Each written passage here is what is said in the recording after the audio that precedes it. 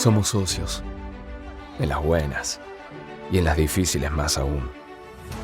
Y en esta estamos más juntos que nunca, porque somos socios y somos un equipo. Hoy hay que salir a ponerse la camiseta, la titular. Hoy, vos sos parte del equipo más grande de la historia, un equipo de casi 8.000 socios. Tenemos un partido que lo vamos a ganar. Nos quedamos en casa y desde cada casa ya lo dimos vuelta. Y no vamos a parar hasta ganarlo por goleada. Porque somos socios y porque en cada casa nos encontramos todos los días. Seguimos jugando. Seguimos entrenando. Seguimos bailando. Sacudiendo y cantando fuerte. Seguimos más juntos que nunca. En cada casa estamos todos. En cada casa está todo ACOAG. No aflojes que lo ganamos. Y muy pronto vamos a celebrar en el Sport Club ACOAG y con un fest en el Tigre que nos va a quedar en la piel. Cada día que pasa es un día menos para volver a vernos, encontrarnos y abrazarnos fuerte. En ACOAG. Falta poco. No aflojes. Muy buenas noches, muy bienvenidos, muy bienvenidas.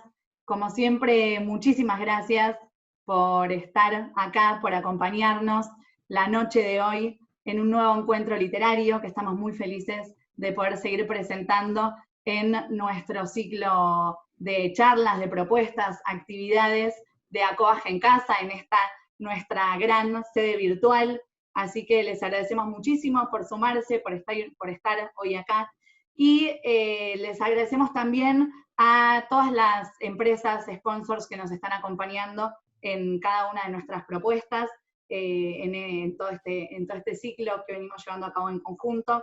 A su vez, les contamos, como siempre, que pueden ir compartiendo con nosotros sus preguntas, sus comentarios a través del chat de Zoom, y nosotros lo vamos a ir compartiendo, en este caso, con Nico Cayetano, quien va a estar haciendo y acompañando la entrevista y este encuentro junto a Hernán Casiari, a quienes les agradecemos enormemente por su generosidad, por estar hoy acá y acompañarnos a nosotros. Así que, sin más, le voy a pasar el micrófono a Sebastián Sabó, el secretario general del área de Cultura, para iniciar el encuentro de nuestra noche. Muchísimas gracias a todos. Gracias, Sabri. Buenas noches a todos. Bienvenidos a ACOAG Virtual, ACOAG en Casa. Hernán, muy bienvenido a ACOAG. Cayetano, vos sos de ACOAG, sos de casa. Así que gracias por seguir acompañándonos. Gracias a los dos por estar hoy. Para nosotros es un honor que estén y que nos acompañen y nos apoyen. Nico, todo tuyo. Gracias, Seba, gracias, Sabri. Gracias a todos los que se anotaron, los que entraron, los que van entrando también. Y bueno, lo que me sumo al agradecimiento a Hernán Casiari, que está aquí con nosotros y que está buenísimo. Es un placer poder charlar con él en este contexto. Hernán, querido, gracias. ¿Y cómo va? ¿Bien? Muchas gracias a ustedes. Yo a Cayetano lo sigo a todas partes, así que no tienen por qué agradecer, agradézcanle a él, pero es un placer para mí estar con ustedes acá y es un placer personal y particular conversar con Cayetano en cualquier circunstancia. Así que encantado. Bueno, después de este tiro de flores recíprocas, arrancamos. Pero es verdad, esperá, que parece que fuera mentira. Es cierto lo que estoy diciendo. Mirá que yo no careteo. Puede ser mentira e incluso esto también ser mentira, digamos. Nunca nadie lo va a saber. Incluso puede ser que estemos leyendo un guión en este momento en donde dice todo esto. Capaz que estamos grabados incluso, y en este momento estamos en una playa, quién sabe. Son las 6 de la tarde acá en Itaparica. Sí. Bueno, Erwin, querido, para arrancar me gustaría algo que yo admiro de vos, más allá de cómo escribís y todo eso, que lo vamos a ir hablando, pero algo que por ahí no es tan conversado con vos, que tiene que ver con que sos un ferviente lector, ¿no? Más allá de escritor. Y te pregunto y quiero saber si es condición, a tu criterio, ser lector, leer mucho, leer bien, leer cosas inteligentes y copadas, para después uno poder volcar en la escritura lo que le pasa, lo que siente o lo que tenga ganas. Es casi la misma relación a ser periodista deportivo o relator de fútbol y no haber jugado nunca ningún deporte. Me parece que tiene una relación muy similar.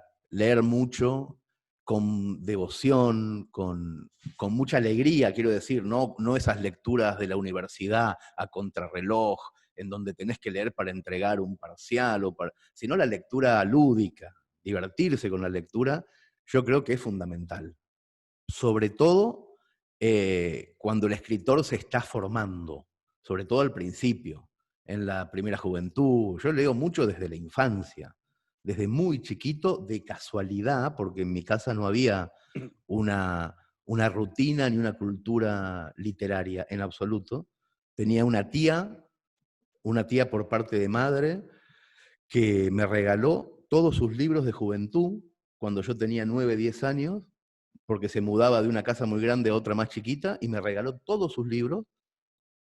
No sé por qué me eligió a mí, de todos los sobrinos que había, seguramente era el que tenía más cara de pelotudo, y dijo, tomá, este nunca va a coger, toma el libro, qué sé yo, cosas por el estilo. Me imagino que pasó por ese lado. Para el sábado a la noche. Claro, para el sábado de la noche, léete todo esto. Pero me salvó la vida, realmente, realmente, porque empecé a leer con mucha voracidad libros buenos.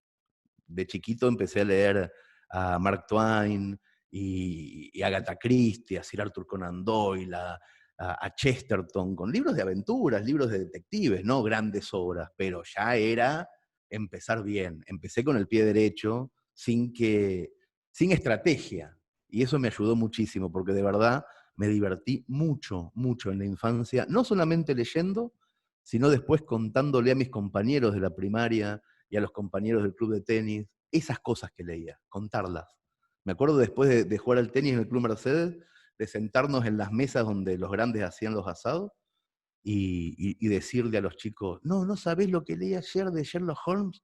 Viene un cliente de Sherlock Holmes y Sherlock Holmes se da cuenta de que el tipo está divorciado porque en la punta del zapato tenía no sé cosa, y les contaba eso como quien hoy cuenta una serie muy buena que vio, con ese fervor. Pero y les eso a mí interesaba. muchísimo. Y yo no entendía por qué no iban corriendo a buscar un libro después. No entendía por qué. Porque le contaste el final. Porque le spoileaba todo, obviamente. No, pero me pasaba eso, me divertía mucho y muy rápidamente quise empezar a escribir. Por imitación, por espejo.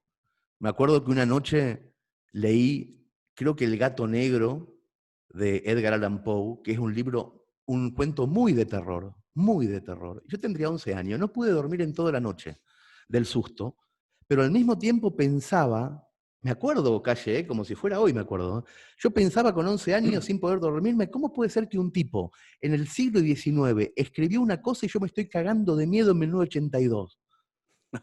Eso me llamaba tanto la atención, me parecía milagroso, y me parece que me puse a escribir para cagar de miedo a un chico en el siglo XXII. Esa sensación que genera la literatura es alucinante, es diversión pura. Claro, pero depende los ámbitos donde uno haya crecido, se haya criado. Yo me acuerdo por ahí en el colegio, hasta con cierta vergüenza lo digo, pero por ahí el que leía todo eso que vos estás mencionando y otras cosas, era como que no jugás al fútbol, no jugás a esto, no jugás a lo otro, era como el raro, ¿no? Yo así estuve, de ser ese. A mí me salvó una amistad muy temprana con el que hoy es mi mejor amigo, pero lo conocí en esa época, que era un pibe muy popular, en el sentido yankee de la palabra, ¿no? En el sentido película yankee. Era un pibe medio fachero, buen deportista. Yo también era buen deportista. Es una cosa también muy rara. Siempre fui gordo. No, eso segurísimo, eso lo tengo clarísimo. Pero jugué muy bien a todo desde chico, porque mi viejo casi que me obligaba a punta de pistola a practicar todos los deportes del mundo. Y en 3 o 4 no era malo. Era tirando, incluso en tenis bastante bueno, en fútbol era bueno atajando, se atajaba por gusto, por convicción, porque mi viejo, claro, que era flaco, también atajaba. Y entonces no tuve ese tema de ser lector, pero al mismo tiempo pálido. No me pasó eso. O sea, iba y hacía todas las cosas y tenía además un compinche que me integraba muy rápidamente en la primaria, después ya me integré solo, pero al principio, cuando debí ser el nerd que se quedaba a un costado, tuve esa suerte muy casual, muy milagrosa de tener un gran amigo que me metió en los lugares correctos o en los incorrectos. Para mi vieja eran los incorrectos. Sí, por ahí la parte incorrecta de tu vida la vamos a obviar en esta charla, pero una parte la vamos a obviar, otra la vamos a conversar si tenés ganas, pero estaba pensando en cómo le contabas a tus amigos aquellos cuentos o aquellos libros de ciencia ficción que leías, y en definitiva estabas haciendo a lo que te ibas a dedicar el resto de tu vida, o al menos hasta ahora, ¿no?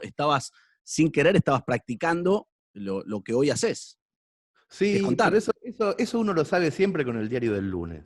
Yo creo que en un punto, a ver si estás de acuerdo con esto, llega un momento, llegamos a una edad y elegimos los recuerdos de la infancia que calcen bien en el rompecabezas que queremos gestar. Está bien. Vos decís que por ahí también cantabas, pero no lo contás, Sí, digamos, porque obviamente no pasó nada. que sí cantaba, o cantaba y tocaba el timbre, salía corriendo y hacía un montón de cosas, pero claro, elegimos después, para que funcione bien el documental, elegimos los recuerdos que Está hacen bien falta. Vos eso. también seguramente. No, a mí me regalaron una guitarra, de chico, tocaba, tomé clases, no pasó nada, no lo cuento como anécdota, digamos. Claro, no tiene nada que ver con mi vida actual. Pero las cosas que tienen que ver con el deporte, seguramente sí las contás, desde chico te interesaban. Y Sí, bueno, sí. y pasa eso. Sí. Está muy bien. Ahora, hay entre las lecturas, a mí siempre me llamó la atención o me sorprendió, vos te autodefinís como un fanático de Borges, que leíste a Borges desde muy chico también, pero tu manera de escribir es una manera muy, muy directa. Una vez charlando de esto fuera del aire, me acuerdo que me dijiste, si querés escribir, escribí como si le estuvieras mandando un mail a un amigo. Si no busques palabras literarias, palabras que no tengan nada que ver con un diálogo cotidiano que vos tenés con las personas que te rodean, ¿no? Y, o sea, todo lo que vos mencionás que lees, no sé si tiene que ver con tu manera de escribir, ¿se entiende? Vos tenés otro lenguaje. Claro que se entiende, sí. Sí, son diferentes deportes directamente, más que diferentes lenguajes. Pero es lo mismo que la utilización del auto. Hay gente que usa el auto para ir a trabajar, hay gente que usa el auto para tener más adrenalina y correr picadas, hay gente que sabe mucho de mecánica. La literatura es lo mismo. Borges es un sibarita. Si fuera gastrónomo, haría esas comidas súper lujosas, aire de champiñón en un colchón de no sé qué. Esa es la comida de Borges. ¿Sí? Está buenísimo ir a comer eso. A mí me encanta. Me parece divertido. Es casi un espectáculo comer eso. Pero una milanesa con papa frita en un bodegón, también. Yo sé que cocino milanesa con papa frita. Lo tengo clarísimo.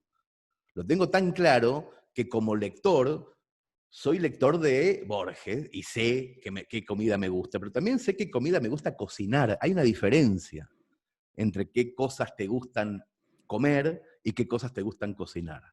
Y a mí me gusta mucho la cara que ponen los que tienen mucha hambre cuando comen lo que yo cocino.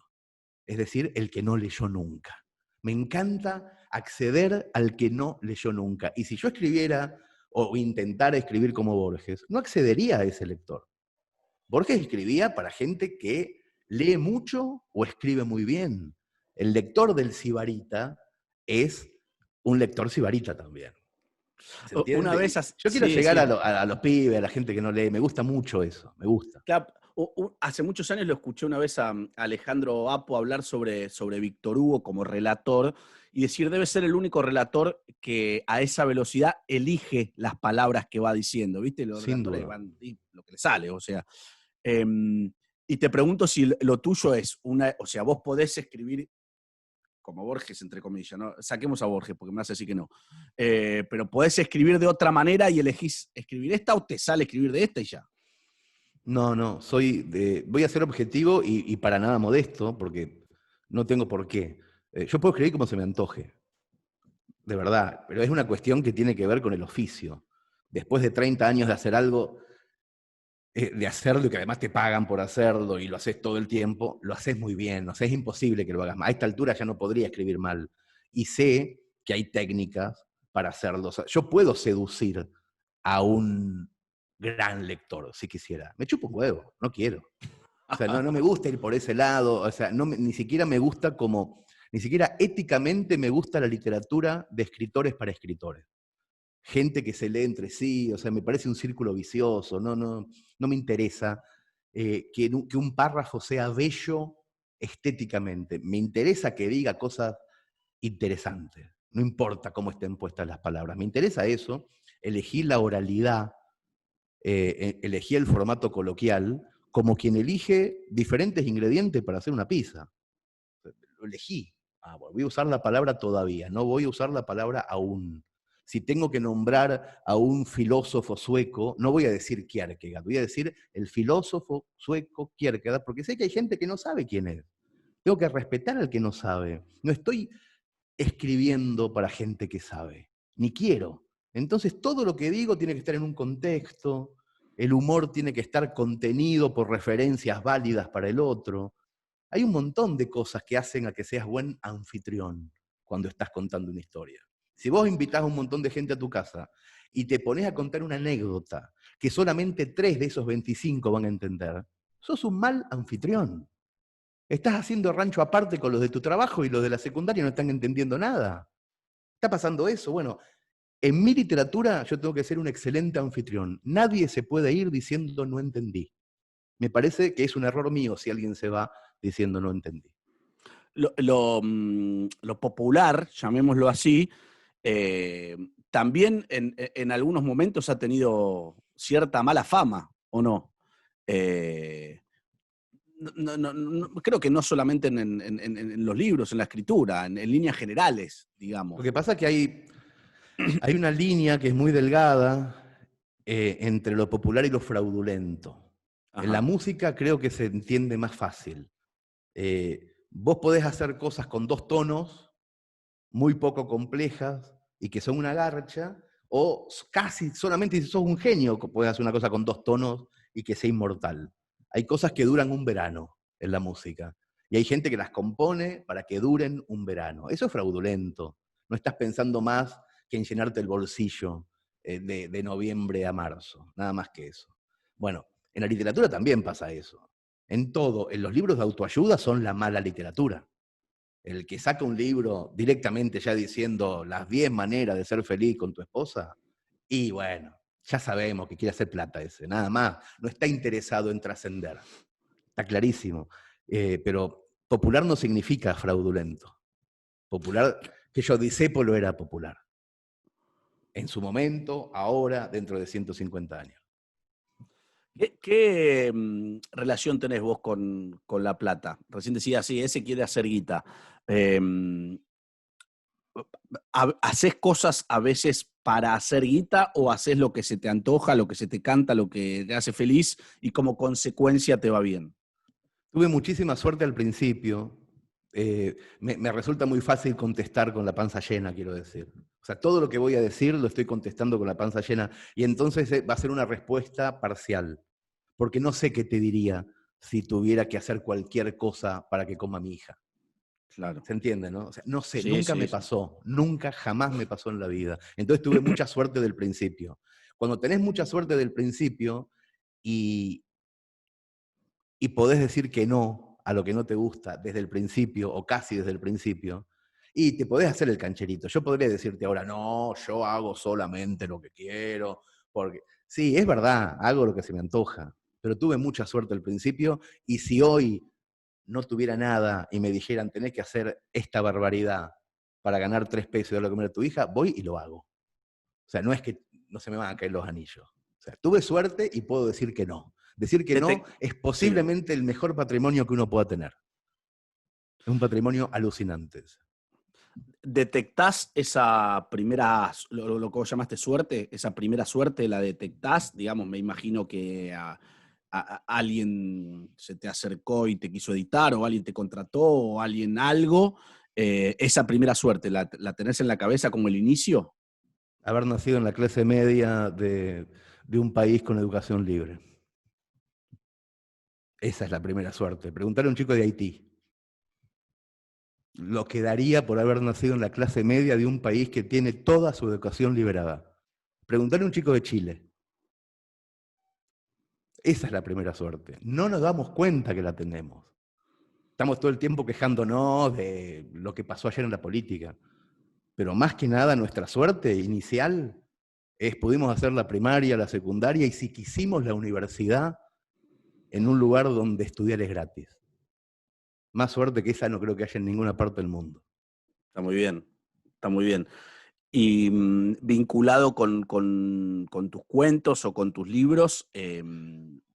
En lo personal, Calle, es lo que te contaba Sí. al principio, haber encontrado un amigo a los 7 años que iba a ser para toda la vida, con el que iba a tener una relación laboral permanente desde los 8. O sea, nosotros empezamos a hacer revistas en 4º grado. Nunca dejamos de hacerlo. O sea, haber encontrado tan ¿En temprano. 4º grado hacías una revista?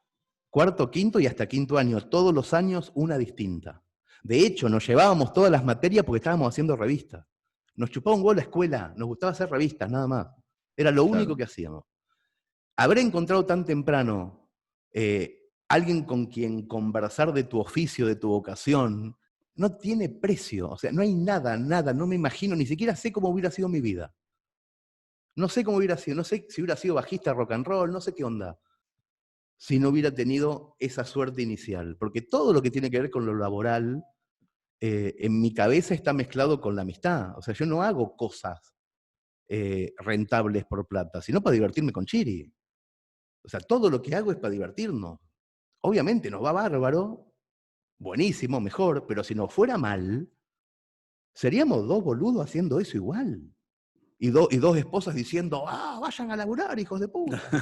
Claro, o sea, no nos dicen nada porque nos va bien, pero si nos fuera mal estaríamos haciendo las mismas pavadas. Eso es lo loco.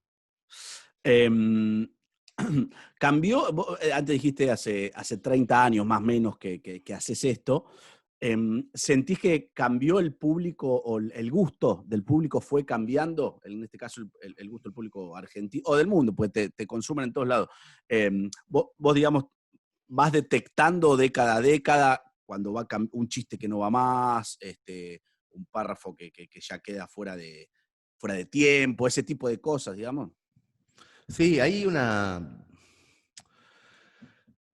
un cambio de paradigma desde hace un montón de años que, dependiendo de nuestro género, dependiendo de nuestra edad, vamos descubriendo más tarde o más temprano.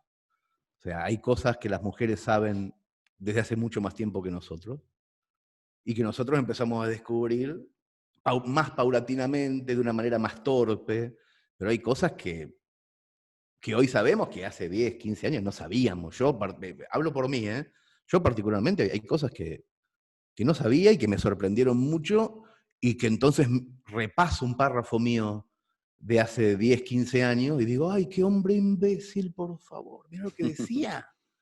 Mirá esto que me parecía gracioso, qué poco entendía de este tema para sospechar que esto podía causar gracia.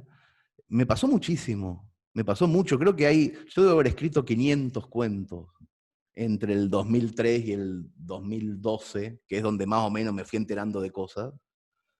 Y de esos 500 debe haber por lo menos 10 que tienen párrafos que me avergüenzan.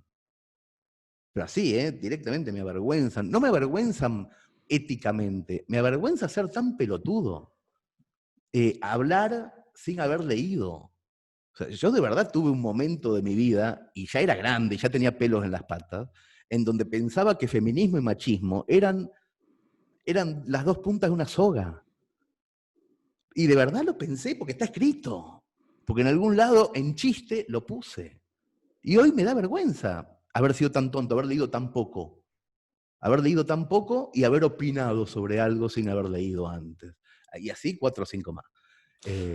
Muchas veces me pregunté incluso qué hacer con eso, con esos textos. Porque claro, yo me autoedito, tengo mi propia editorial. Entonces, una vez cada 3 meses reimprimo toda mi obra, porque se agota y la reimprimo. ¿Qué hago con eso? Me pensé un día. ¿Qué tengo que hacer con esos textos? ¿Eliminarlos y hacerme el boludo como si nunca hubiera dicho eso? Yo preferí dejarlos. O sea, hoy te siguen comprando por ahí cuentos o libros de cuentos donde vos decís feminismo y machismo es lo mismo. Ponele Sí. y vos no tenés problema. Hay un libro que dice eso. Lo único que hago es puse como un párrafo al final de cada libro diciendo eso, mira, me hago cargo del que fui. O sea, no voy a andar borrando con el codo lo que escribí con la mano. Quiero decirles a todos que yo soy este que soy ahora y que fui ese que fui hace 12 años por pelotudo o por no ser empático o por no entender o por no darme cuenta de los privilegios que era ser varón blanco en un país de clase media con educación gratuita. Porque es un privilegio y al mismo tiempo haces uso de esos privilegios sin darte cuenta, muchas veces. Pero no, yo prefiero dejarlo y hacerme cargo. Porque me enseñaron así, loco, porque los que tenemos 50 hoy muy difícilmente hayamos entendido el feminismo rápidamente a los 14 años. Es muy difícil. La televisión, tus padres, tus abuelos, las mujeres de esa época eran machistas también. Mi vieja era machista, que no lo dejaba a mi papá ir al almacén, o que no me mandaba a mí al almacén, pero a mi hermana sí. Nacimos de esa manera y después se fueron acomodando los melones en el camión conforme transcurría la ruta, pero después las cosas las fuimos aprendiendo porque las mujeres nos empezaron a enseñar. Y hoy seguimos aprendiendo, quiero decir. Haces mucha referencia a tu viejo en muchos cuentos. ¿Vos creés que, digamos, vos sos muy buen escritor y contás un montón de historias que llegan al corazón de mucha gente? Esa pérdida, digamos, te hizo, a ver, ¿cómo preguntarlo te hizo llegar a ciertas profundidades que tal vez si no hubieras vivido eso no hubieras llegado? Sí, pero no por la muerte de tu padre, también el nacimiento de tu hijo provoca las mismas profundidades. El crecimiento natural. La muerte de mi padre o el nacimiento de mi primera hija, a mí me cambiaron. Me cambiaron la perspectiva de la vida. Además, las dos cosas pasaron medio al mismo tiempo, con muy poca diferencia. Hubo como un clic y un quiebre muy fuerte. Pero nos pasa no a los que somos escritores. Pasa en la vida. O sea, el nacimiento de tu hija te tiene que haber cambiado la cabeza necesariamente y no importa que escribas o que no escribas, el pensamiento es lo que cambia. El pánico que me dio a mí la primera vez que supe que yo tenía una criatura y que esa criatura si no la cuidaba le podía pasar algo. El pánico yo no lo había sentido nunca. Nunca había sentido esa clase de miedo. Había sentido unos miedos muy puntuales a que un negro me agarre en un callejón, boludeces. Pero ese pánico, que es un pánico que vos sabés que te va a durar toda la vida, no lo había tenido nunca. Nunca me había pasado de decir, uy, boludo, voy a tener miedo toda la vida.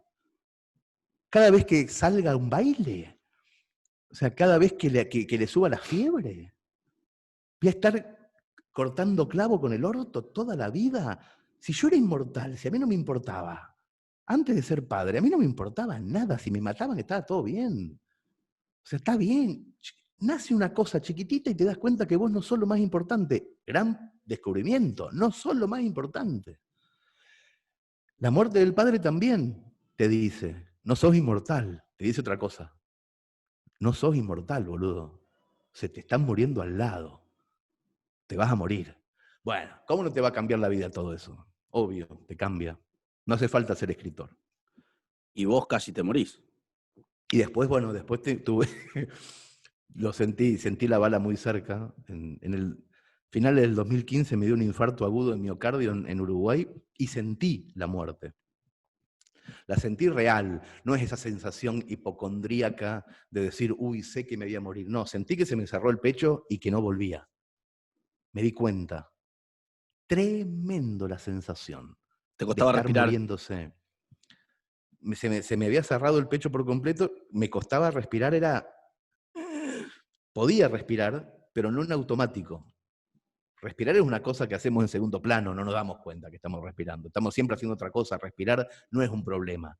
Pero cuando tenés un elefante que te pone un pie en el pecho, así, claro, tenés que respirar en manual. Yo lo tenía que pensar. Uy, tengo que hacer esto de nuevo. Y cada vez que hacía ese esfuerzo, notaba que había algo en el pecho que se iba deshilachando, como una soguita que se va haciendo así. Y yo sabía que a la siguiente se cortaba. Lo sabés, lo tenés clarito, porque es verdad además. Y yo cada vez que respiraba decía, ahora fundo a negro. Y se acabó. Y era una sensación de injusticia, de cagazo. ¿Qué edad de tenías? nostalgia, 44, a punto de cumplir 45, que es la edad en la que se mueren todos los gordos de un infarto. Viste que no hay gordo de 46, o se murieron o adelgazaron del susto. Sí, boludo, en serio, pasa eso. Pero no, ¿Dónde estabas? tremendo, tremendo. ¿Dónde Estaba estabas? en Montevideo a punto de dar un recital de cuentos y fue alucinante, de verdad, ¿eh? Quiero decir, una vez que me estabilizaron y me abrieron y me pusieron lo que me pusieron en el Hospital de Clínicas de Montevideo, poder recordarlo para mí es importantísimo, alucinante. Haber estado ahí y estar jugando el segundo tiempo es muy, muy divertido. ¿Te viene a diario ese recuerdo? Digamos, ¿vivís con aquello? ¿O hay días, o ya fue? No, me acuerdo, porque claro, todo pasó el mismo día. Ese día no solamente tuve un infarto, ese día dejé de fumar. Ese día dejé de comer sal. Ese día dejé de dormir de día y estar despierto de noche. Me cambió, ese día me mudé de continente. O sea, todo eso pasó ese día. Pasaron muchas cosas el mismo día y no me acuerdo tanto del infarto, pero sí soy muy consciente, por ejemplo, de la libertad de no fumar. Eso lo tengo muy presente. Cada vez que estoy en una plaza más de 2 horas o que estoy adentro de un lugar cerrado más de 3 horas, digo, mira, ¿ves? El yo que fumaba no podía soportar 3 horas en un bar sin salir a fumar, aunque nevara. Siento una libertad de no tener que salir a fumar. Una libertad de no irme a dormir a la noche con esa sensación de culpa de la autodestrucción. Yo fumaba muchísimo, Calle, mucho, muchísimo. Y cada vez que me iba a dormir, el cuerpo se relajaba y el ruidito que empezaba a hacerme el pulmón era... Y yo no podía dejar de pensar en la muerte.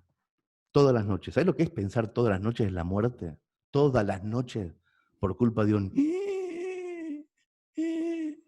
Y no se lo decía a nadie porque al mismo tiempo me daba vergüenza decir que estaba pensando en la muerte y tampoco podía dejarlo. Al otro día me levantaba y me tomaba rápido un café para poder fumar después de tener la garganta húmeda. Y era todo el tiempo la culpa de tener una hija de 7 años y estar muriéndome a propósito. Una culpa. Es tremenda esa culpa, la liberación que siento cuando me voy a dormir, de poder irme a dormir y decir, loco, no me estoy matando. Es muy loco eso. Pienso mucho más en eso que en el infarto, pero todo pasó el mismo día y por la misma razón. Ahora, también hay gente que tiene un infarto, sobrevive y sigue fumando y sigue comiendo, digamos, y vos por la personalidad que tenés, podrías haber sido ese. ¿Por qué no lo fuiste? Claro. No, era ese a full. Yo hubiera seguido. Pasó una cosa también que es casual, falta absoluta de estrategia. Al mismo tiempo que me infarté, me enamoré. O sea, yo estaba, cuando me infarté, estaba saliendo con una chica desde hacía 8 días. Una novia muy flamante, que es mi mujer y la mamá de mi hija en este momento. Pero en ese momento era una novia que tenía 8 días ese noviazgo. ¿Y fueron a Uruguay? Y nos fuimos a Uruguay juntos. ¿Cómo invitas a Uruguay a una persona que conoce hace 8 días? Porque habíamos hablado mucho. 8 días físicos, pero mucho más de conversación. Vivíamos en diferentes continentes, etc. Pero 8 días de conocimiento real, palpable. Y sí, y nos fuimos juntos a Uruguay y ella me salvó la vida además. No solamente, o sea, hizo lo que tenía que hacer y muchísimo más. Me estaban metiendo a un hospital privado que me salía $45.000 el infarto, y dijo, no, sáquenlo de acá, llévenlo a otro lado. Y se hizo toda una movida para hacerlo en un hospital público. O sea, me salvó la vida y la billetera, boludo, al mismo tiempo. Maravilloso, maravilloso. Bueno, y yo cuando empecé a tener que dejar de fumar y a comer sano y a vivir distinto, yo estaba enamorado en ese momento y no me importó nada dejar de fumar. O sea, yo estaba viviendo en una historia mucho más divertida que la angustia de dejar de fumar. Y por suerte duró lo suficiente ese estado idílico para que no me causara ningún tipo de abstinencia, esas cosas horribles que te pasan en el cuerpo. Yo estaba pasándola bien, pero todo fue casual. Fue todo casual. Igual recomiendo muchísimo, si te vas a infartar, enamorarte un día antes, es buenísimo. O sea, repetí el consejo, por ahí mucha gente no lo escuchó. A ver, Si de te vuelta. vas a infartar, un día antes trata de enamorarte. Bien, bien. Porque después recuperarte es mucho más fácil. O sea, que uno sepa que si se enamora el día que se enamora, puede ser que al otro día algo pase también, digamos. También, bueno, lo podés ver desde Al tu lado revés. pesimista, Claro. desde tu lado pesimista o desde el lado optimista mío también. y lo estamos viendo de tu lado, ese infarto de 8 días. Algún día se lo quiero preguntar a ella, ¿no? 8 días que conoces a una persona y se te infarta al lado y vos decís, ¿dónde Pobrecita. carajo me metí? Claro. Yo pensaba eso mientras me iba muriendo, Calle, me iba muriendo y la miraba esta chica, claro, no sabía ni mi documento de identidad, no sabía qué grupo de sangre tenía yo, nada, y tenía que decirle cosas, llenar formularios. Y yo me iba muriendo y pensaba, ahora me muero, la cantidad de trámites que va a tener que hacer para repatriar el cuerpo. Para Llamar meter a tu vieja para contarle. No, a mi exmujer, que era la única que sabía que yo estaba ahí.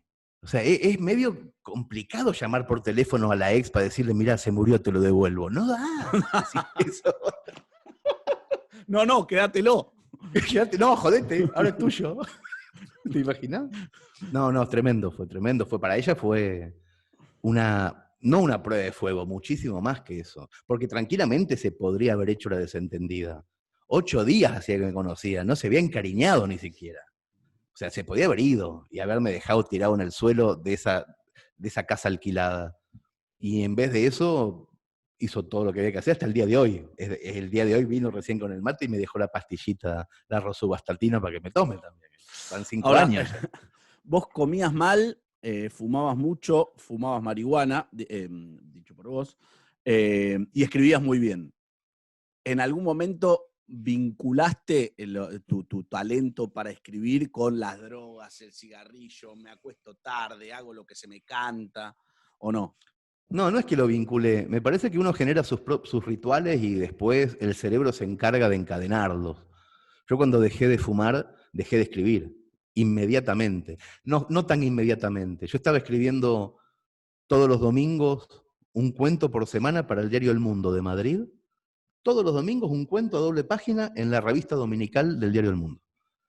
Y tuve el infarto y al miércoles siguiente escribí, que yo entregaba los miércoles para que se publique el domingo, escribí un cuento, como siempre. No podías decir, mirá, maestro, hola editor, tuve un infarto, esta semana no se lo mando el cuento. No, yo escribí mi cuento como siempre desde Uruguay. Internado en el coso, escribí mi cuento.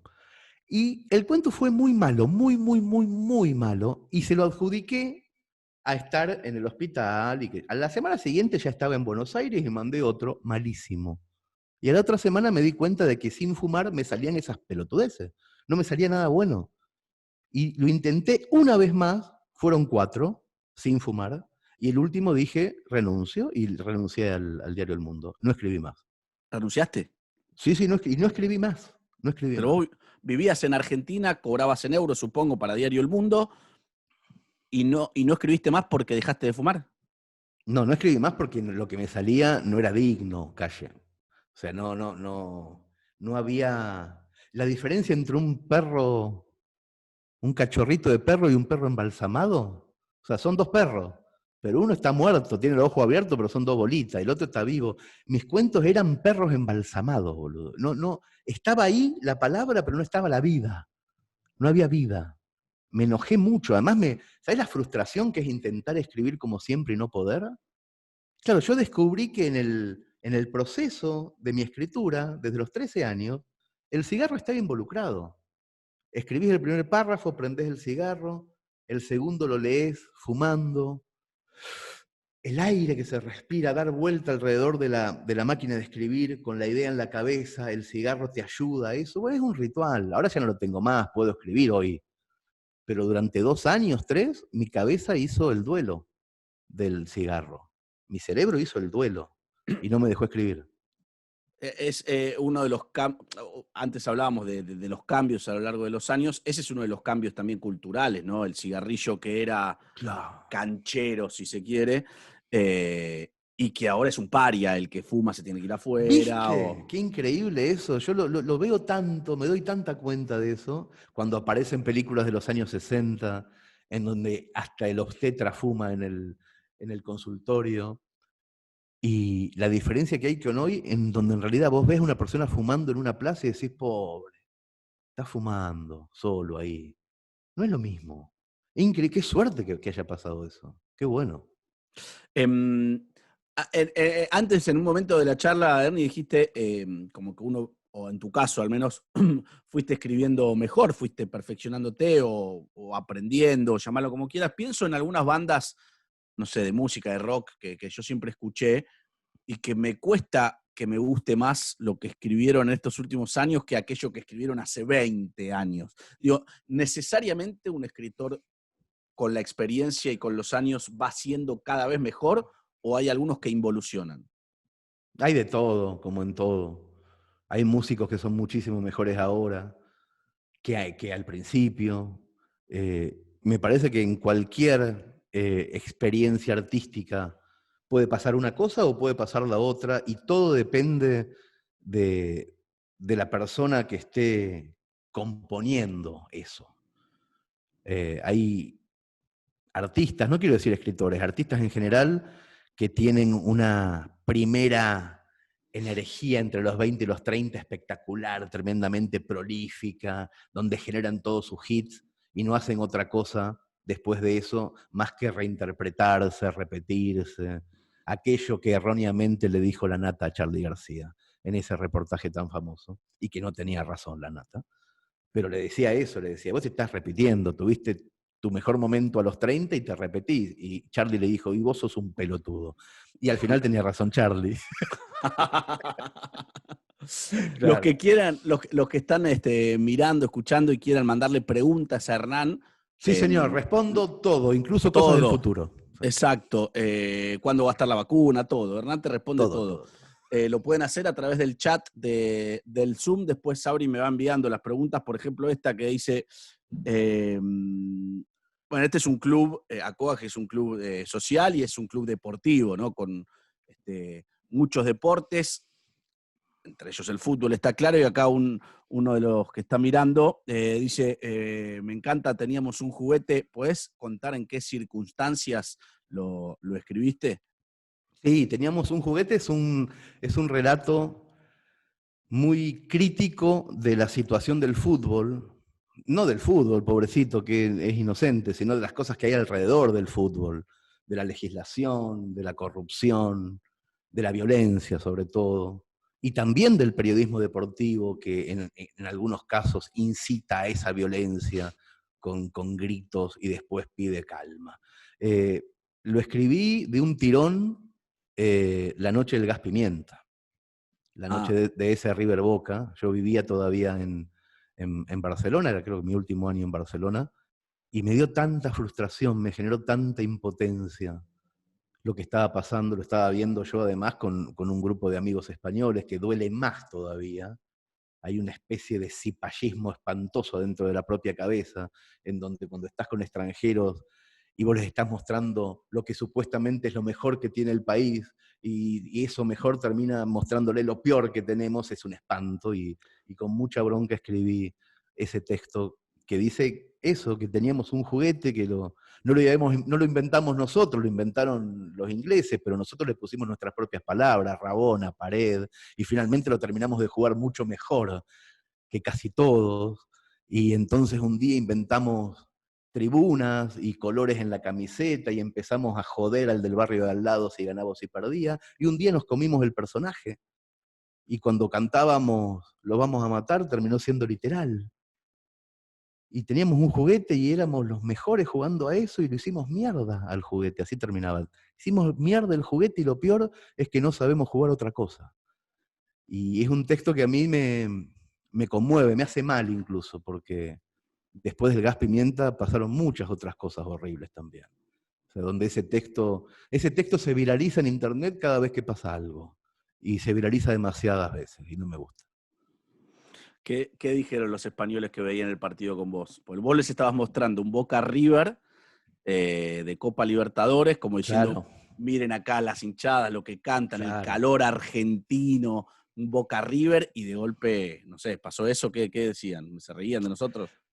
No, sabes que no, son muy, no sé, seguramente has tenido la oportunidad de estar con los chicos de Radio Marca muchas veces y son muy respetuosos Sí. de nuestro fútbol, de nuestro folclore, entienden que somos unos sacados, pero ellos son respetuosos, no, nunca te forrean, nunca se burlan, no tienen esa condición de burlarse. Sienten mucha pena porque saben que podríamos disfrutar muchísimo más de lo que disfrutamos de las cosas que más nos gustan. Y bueno, y eso. Pero no, nunca se han burlado, ¿eh? Nunca se han burlado. A propósito de España, vos viviste 15 años en España. Yo me imagino que no se ríen de las mismas cosas que nosotros, no le divierten las mismas cosas que nosotros. Te he escuchado en más de una oportunidad decir como que son, en algunos casos, o no sé si donde vivías vos o qué, pero como que son medio aburridos, ¿no? O tienen un humor Sí. medio raro. Hay muchas Españas igual, ¿eh? Hay un montón de España. Bueno, por eso se están cagando a piñas todo el tiempo, que quieren salirse de ahí. No es lo mismo el País Vasco que Galicia, no es lo mismo Cataluña que Andalucía. A mí me tocó vivir 15 años en el norte de España, muy cerquita de Francia, en Cataluña, donde son muy formales, muy laburadores y tienen un concepto de la amistad más parecido al nórdico, al de Dinamarca, Holanda, Noruega, Suecia. Son fríos. Si vos vas a Andalucía, al sur de España, te cagás de risa toda la vida. Son divertidísimos, se la pasan bailando, viven de noche. A mí me tocó vivir en una parte de España muy solemne y muy formal, en donde me costó muchísimo, al principio, los primeros 2 años, adaptarme sobre todo a la amistad masculina.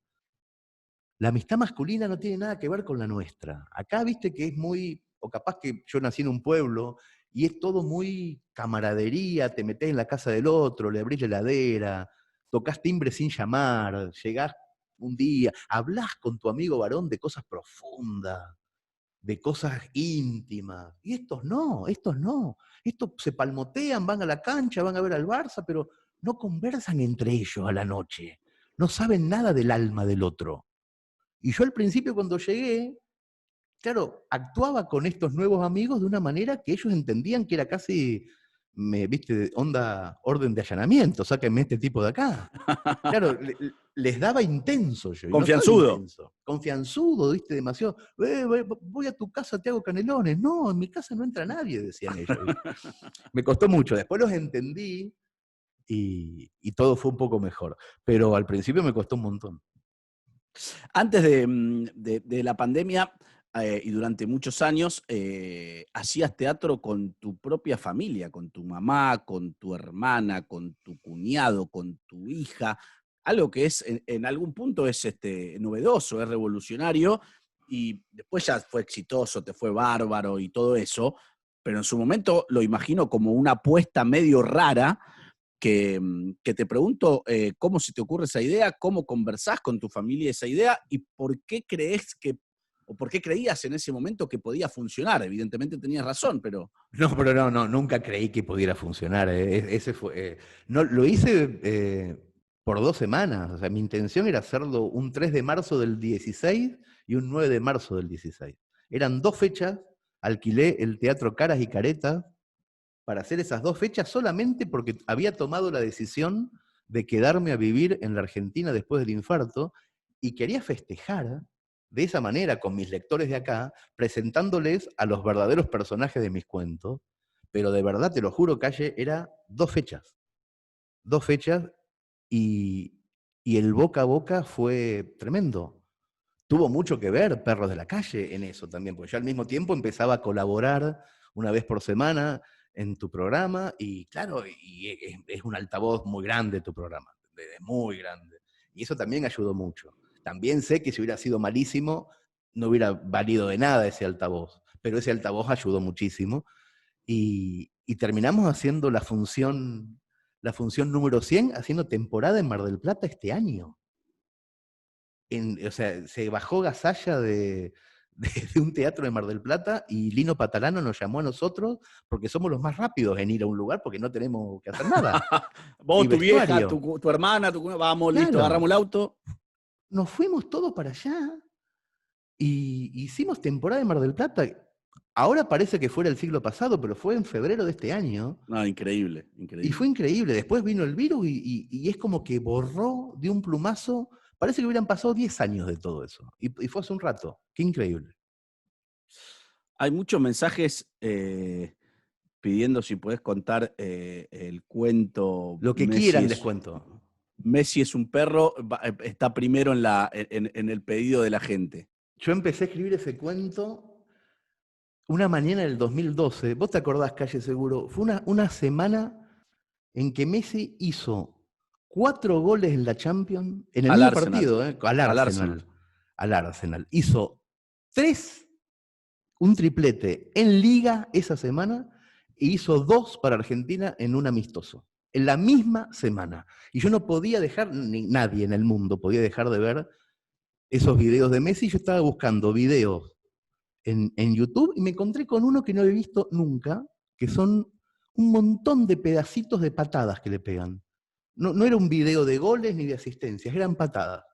El tipo va con la pelota, recibe un guadañazo en la tibia y sigue. Lo agarran de la camiseta, se revuelve, zafa, sigue. 6 minutos duraba. Y yo me quedé atónito, porque algo me resultaba familiar en esas imágenes que veía. ¿Dónde había visto yo esa mirada? Messi, viste que mira la pelota y se pone así. Así se pone. ¿Quién tenía esa mirada? Pensaba yo. Me resultaba conocido ese gesto de introspección y puse el video en pausa y entonces me acordé. Eran los ojos de Totín, de mi perro Totín, cuando perdía la razón por la esponja. Yo tenía un perro en la infancia que se llamaba Totín y no lo conmovía nada. No era un perro inteligente. Entraban ladrones a casa y él los veía llevarse el televisor, no ladraba.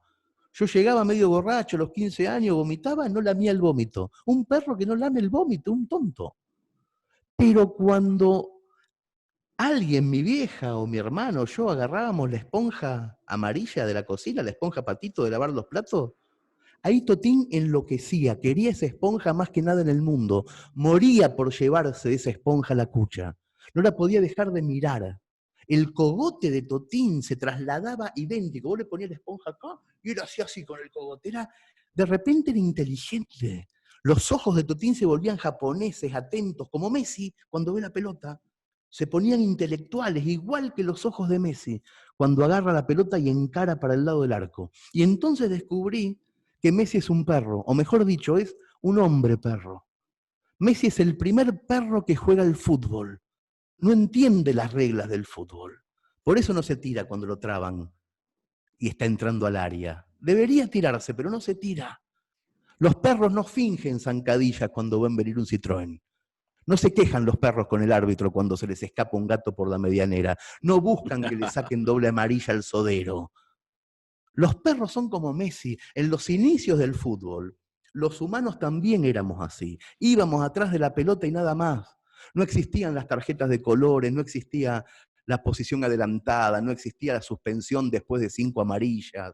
Los goles de visitante no valían doble. Antes se jugaba como juega Messi, como jugaba mi perro Totín. Después el fútbol se volvió muy raro. Ahora mismo, en esta época, a todo el mundo parece interesarle más la burocracia del deporte, la corrupción del deporte. Por suerte los perros no escuchan la radio, no leen los diarios deportivos, no entienden si un partido es amistoso, intrascendente o si es la final de la Copa del Mundo. Los perros quieren llevarse siempre la esponja a la cucha, aunque estén muertos de sueño o aunque los estén matando las garrapatas. Messi es un perro, bate récords de otras épocas, porque solamente hasta los años 50 jugaron al fútbol los hombres perro. Después la FIFA nos invitó a hablar de leyes, de artículos, de corrupción, y nos olvidamos que lo importante era la esponja. Yo viví un montón de años en Barcelona.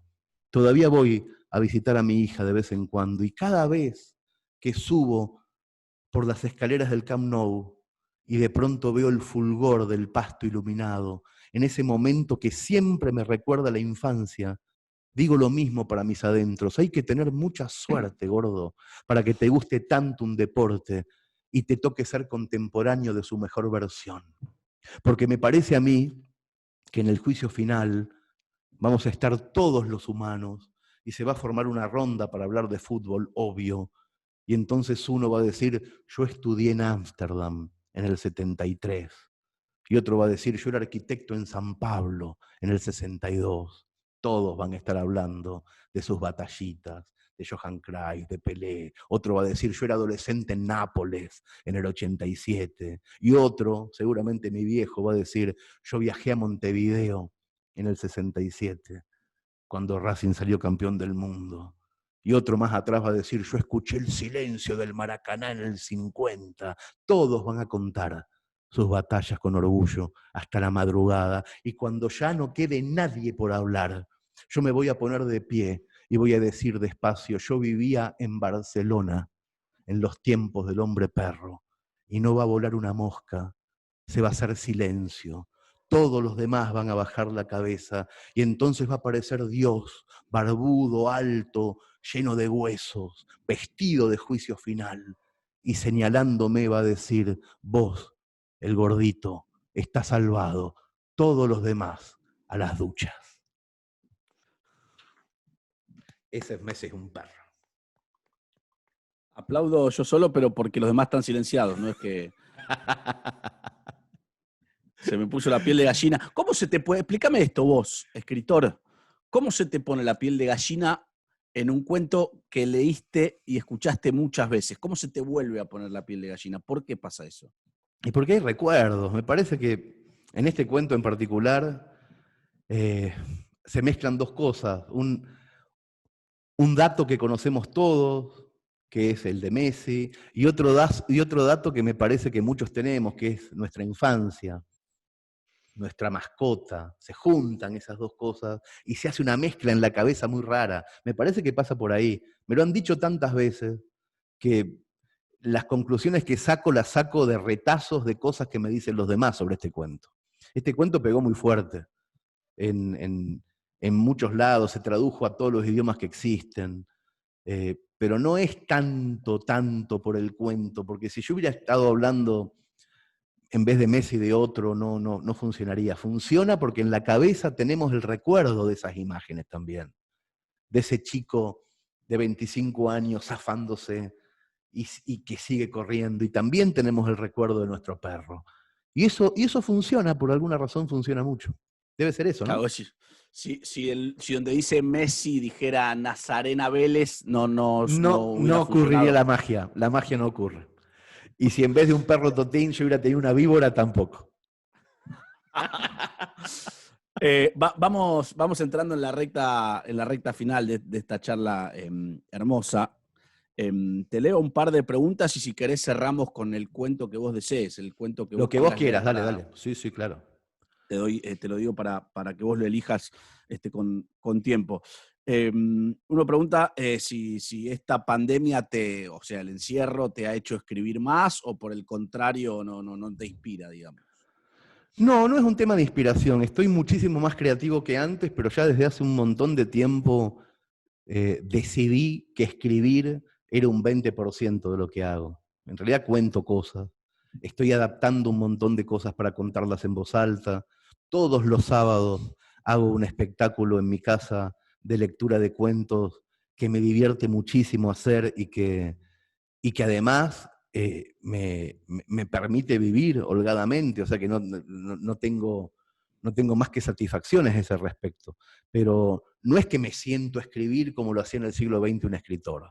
Soy hijo de mi tiempo, me parece. Hago un montón de cosas que me divierten mucho, y no todas son necesariamente escribir. Acá uno pregunta, ¿qué es de la vida de Basdala? Mostrando que conoce el tema. Que conoce el tema. ¿Cómo le podemos contar a todos? Muy rápidamente, Basdala es un lector, uno de los primeros lectores que tuve cuando vivía en España y escribía una novelita que se llamó Más respeto que soy tu madre, que mucho tiempo después la adaptó Gasalla al teatro, pero yo la escribía en formato de blog, haciéndome pasar por una vieja mercedina, y había un lector que se llamaba Basdala, que dejaba comentarios siempre muy respetuosos, y que un día desapareció, y al mes, estoy hablando del año 2003, su hermana le manda un mail a esta señora, que era yo en realidad, a Mirta Bertotti diciéndole que su hermano había muerto. Y yo me puse muy triste por la muerte de ese lector, pero después resultó ser que ese lector me estaba jugando a mí una broma pesada. Ahí después si ponen en Google Cassiari Basdala, van a poder leer la historia completa, que es muy divertida, porque sobre todo es divertida porque me hicieron beber de mi propia medicina. Acá uno pregunta, ¿el Chiri existe o es un personaje inventado por él? No, Cayetano lo conoce a Chiri, puede dar fe, porque si lo digo yo, ¿a quién le importa? Puede estar mintiendo. Pero Cayetano, que es periodista, que no puede mentir, No miento. puede decir que Chiri existe porque Sí. lo conoce. Sí, existe y es un divino. Y es el secretario de redacción de la revista Orsay, que dirijo desde hace más de 10 años, la hacemos juntos, y además hacemos un montón de cosas, de guiones, de cine y de teatro, y es mi mejor amigo desde que tengo 7 años, y sigue siéndolo al día de hoy. La revista Orsay, que editás hace más de 10 años, y que no tiene publicidad, ¿verdad? No tiene publicidad. Vos no querés que tenga publicidad, no es que nadie quiere publicidad. Claro. No es que te va mal, está por cerrar porque no tiene publicidad, no. No permitimos que tenga publicidad, claro. Ni tampoco aceptamos subsidios, ni estatales, ni privados, ni de nadie. Hace 10 años existe, únicamente con el aporte de sus lectores, y eso, y nos divierte muchísimo hacerla, y es maravillosa. No lo digo porque la dirija yo, es maravillosa por... No, es maravillosa. Yo no la dirijo y digo que es maravillosa.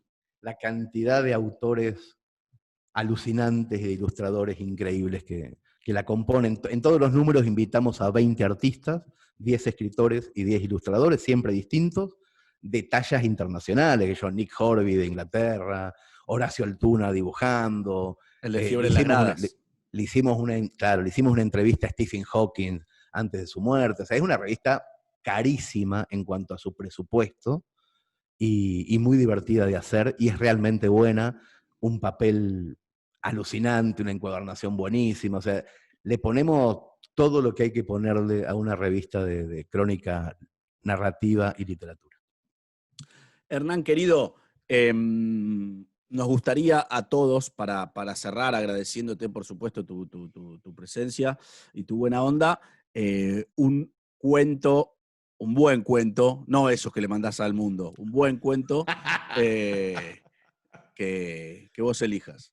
Voy a hacer uno que a mí me gusta mucho contar porque habla de mi viejo. Mi viejo fue posiblemente una de las personas más tímidas que yo conocí en mi vida. Y esa fue una de las cosas que más me llamó siempre la atención de él, sobre todo cuando escribo sobre él. Supongo que el principal objetivo de mi papá fue pasar desapercibido. No, de pasar por la vida sin que nadie se diera cuenta. Era gestor impositivo, mi viejo. Contaba plata que no era de él. Yo creo que eso tuvo que ver algo con su timidez. Y yo, cuando fui chiquito, noté muy rápido que él era distante, que no era un padre comunicativo. Y siempre que aparece un padre así tan gatuno, vieron que los gatos tienen como una vida paralela, van por la casa como si no existiéramos los demás. Mi viejo era muy así. Y cuando hay un padre tan gato, el hijo se pone muy perro, muy de mirar al padre. ¿Qué está? ¿Dónde está? ¿Me quiere? ¿No me quiere? Y yo era muy perruno, muy de olfatear la presencia de mi viejo.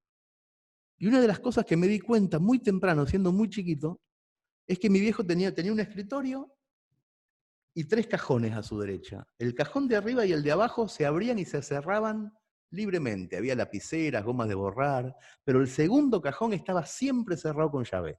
Siempre. Nunca vi ese cajón abierto.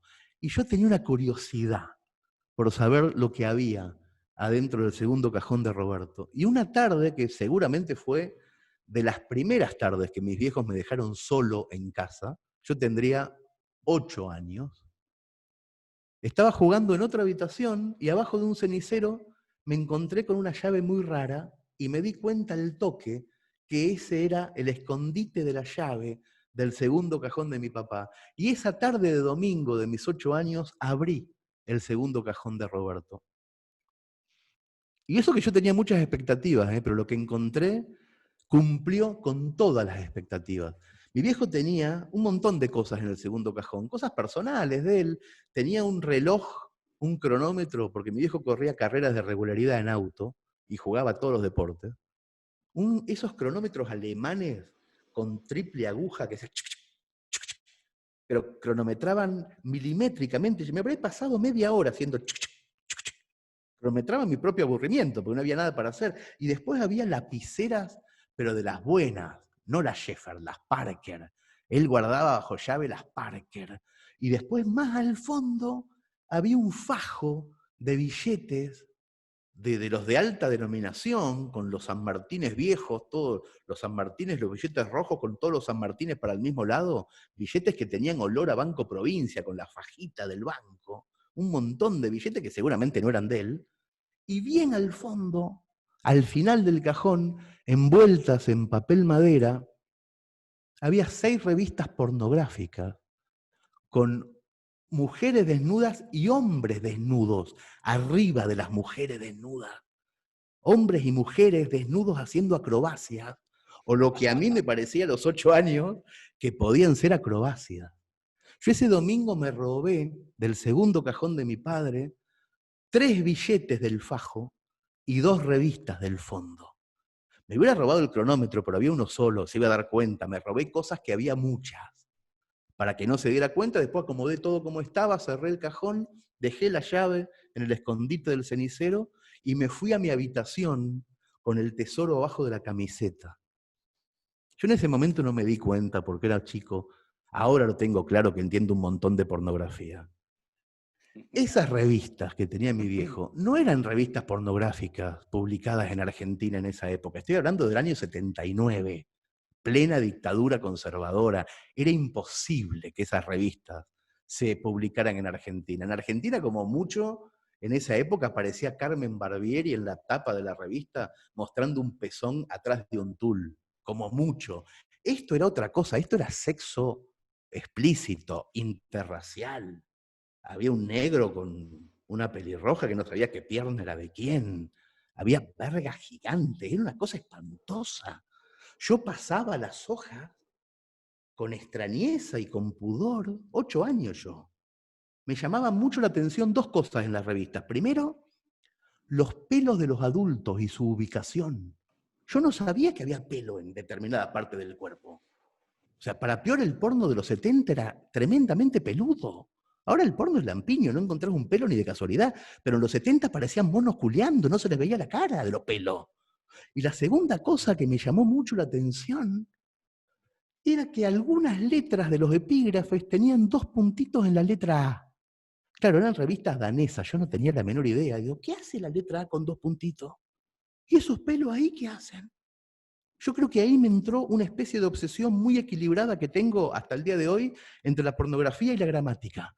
Porque al otro día, que era lunes, llevé a la escuela, 2º grado, de la escuela normal de Mercedes.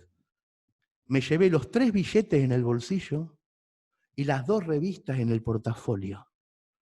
En el primer recreo me compré más sándwiches de los que un gordo de 8 años se podría comprar en toda su vida escolar.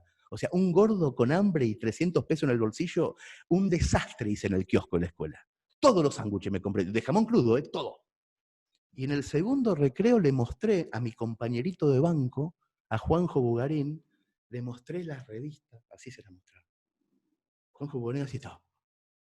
No lo podía creer. Juanjo Bugarín me declaró inmediatamente el mejor amigo del mundo. Y en virtud de esa amistad, le regalé a Juanjo una de las revistas pornográficas y yo me quedé con la otra. Y después sonó el timbre, nos fuimos cada cual a su casa. Yo me volví a mi casa con 63 pesos y una revista sola. Entré a mi casa medio cagado, que siempre que te mandás una macana muy grande no sabés si ya se enteraron, entrás agachando la cabeza para que no te fajen, y nadie se había dado cuenta de nada en mi casa. Nadie supo del robo. Almorzamos lo más bien, después me fui a mi pieza, dormí la siesta, y a la noche estábamos cenando. Yo ya medio que me había olvidado de todo. Estábamos cenando y suena el teléfono. 10:15 de la noche de invierno, nunca sonaba el teléfono. Y yo sentí ahí que algo estaba pasando. Y mi vieja se levanta a atender, atiende, y del otro lado escuché nítidos los gritos de la madre de Juanjo Bugarín. ¡Ay, Chichita, tu hijo, revista pornográfica, verga gigante, Chichita. Los ojos de mi vieja, de Chichita, se empezaron a poner cada vez más grandes. Había algo raro en la mirada de mi mamá, algo nuevo, que al principio no supe descubrir. Ahora lo sé. Ahora lo sé porque entiendo la historia desde la perspectiva matrimonial. Esa mirada de Chichita no era para mí, era para mi papá. Mi papá comía la milanesa con las orejas bordó, tenía porque sabía que la culpa era de él. Chichita cortó el teléfono y se acercó a la mesa. En esa época, cada vez que yo me mandaba alguna cagada, mi vieja se acercaba y yo inmediatamente hacía así. Por las dudas, hacía así. Por eso el resto de la conversación lo escuché, pero no la vi la conversación. Yo no sabía a quién miraba mi vieja cuando colgó. Y mi vieja dijo, te voy a hacer pasar la vergüenza del siglo por pelotudo. Y yo pensé que me lo decía a mí porque no la estaba mirando. Vas a ir ahora mismo a la casa de los Bugarín y vas a pedirle que te devuelvan esa revista de mierda. Y yo pensé que me lo decía a mí. Y vos, idiota, no vas a acompañar. Y ahí pensé que se lo decía a mi papá. Pensamos todo al revés, pero nos levantamos los dos, mi viejo y yo, con la misma cara, así. Cagados del susto. Salimos a la calle con mi viejo. La casa de los Bugarín quedaba a 2 cuadras. Caminé con mi padre esos 200 metros en silencio. Nunca supe que el humillado no era yo, que el castigo lo imponía la esposa al marido y no la madre al hijo. Nunca supe que la vergüenza era para un hombre que vivía su vida de gestor impositivo en un pueblo triste, donde le habían enseñado de chiquito que lo más importante era pasar desapercibido. Yo lo conocí un montón a mi viejo, dentro de lo poquito que él se dejaba conocer. Y les puedo asegurar ahora que tengo un montón de años más que los que él tenía esa noche, que la vergüenza de Roberto fue infinita. Mi papá tuvo que tocar timbre tarde a la noche en casa de otra gente para pedir que le devuelvan una revista pornográfica con vergas así, en plena dictadura conservadora del año 79.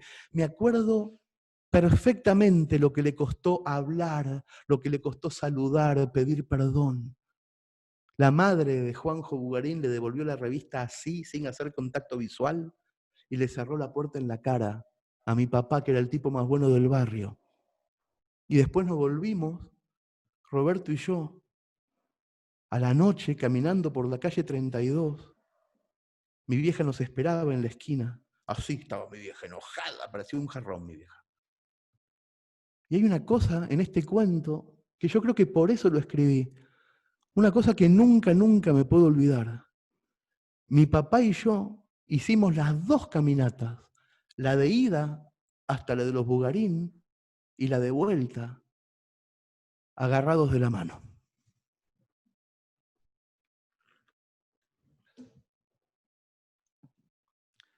Es el cuento que me parece que mejor define a mi papá, ese. Por eso lo elegí para cerrar. Este cuento y tantos otros cuentos así de alucinantes, todos los sábados los cuenta Hernán desde su casa. ¿A dónde hay que entrar? A hernancasieri.com. Si entran a hernancasieri.com, se encuentran con eso y se encuentran con un montón de cuentos gratis, con los libros, está todo en ese embudo, hernancasieri.com.